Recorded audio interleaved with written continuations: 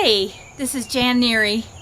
In our last video, we were talking about level 5 leaders, and I was interrupted by a storm, but it was probably getting a little bit long anyway. But I wanted to just kind of continue that conversation with you and kind of explore a little bit more about what a level 5 leader looks like. We talked about in the last video that it was a person who had attained a level of leadership. They could manage large numbers of people and move a company successfully in a certain direction.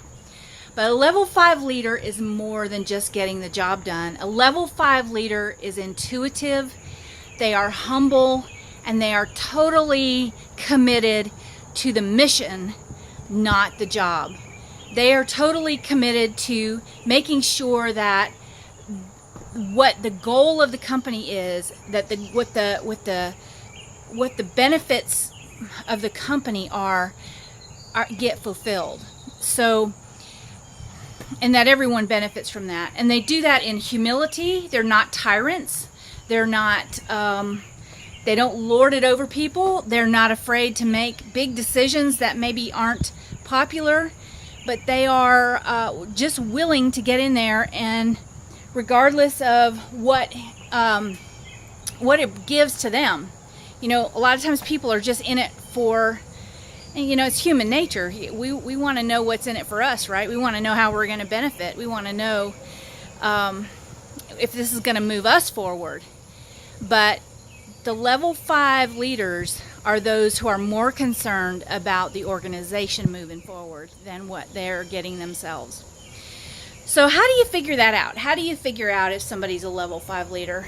I think there's probably going to be a pretty distinct difference, but you know, not all level 5 leaders are at the head of large corporations, and there are level 5 leaders in the home. Like a stay-at-home mom could be a level 5 leader, and probably is really. Entrepreneurs can be level 5 leaders. So how do you figure out who is and who isn't? Who's just has the skill set and has been pretty successful, and who is actually a level 5 leader that can really team with you and move the vision forward? Well, I used to hate this. I did recruiting, technical recruiting, for about 7 or 8 years, and I loved it. I love helping people find work.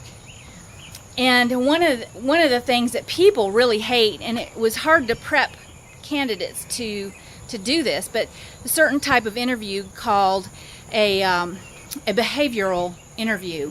And that's where the interviewer is going to ask you questions like, you know, how do you eat an elephant? Or how do you tell me about a time when you were successful at your last job, or something like that. It's a very it's a question that promotes you to give a story response. And when you respond to that, it's the reason candidates don't like these kind of interviews, and it's so hard to prep people for these kinds of interviews, is because you don't really know what the interview is after. You don't know what their goal is, what they're looking for. So it's hard to prepare an answer directed at that purpose. And so,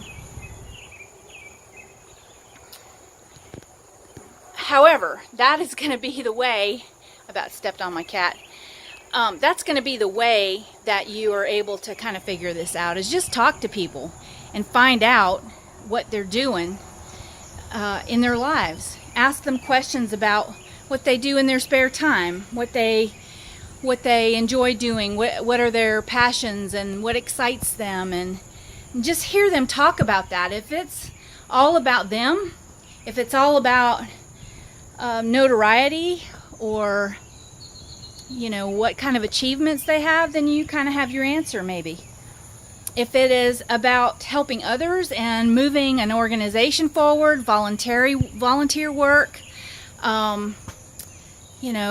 just look for selfless acts where a person, and my mother used to say this to me all the time. She used to say to me, I should not have to ask you what needs to be done. You should be able to see what needs to be done and do it. That's what she used to say to me all the time.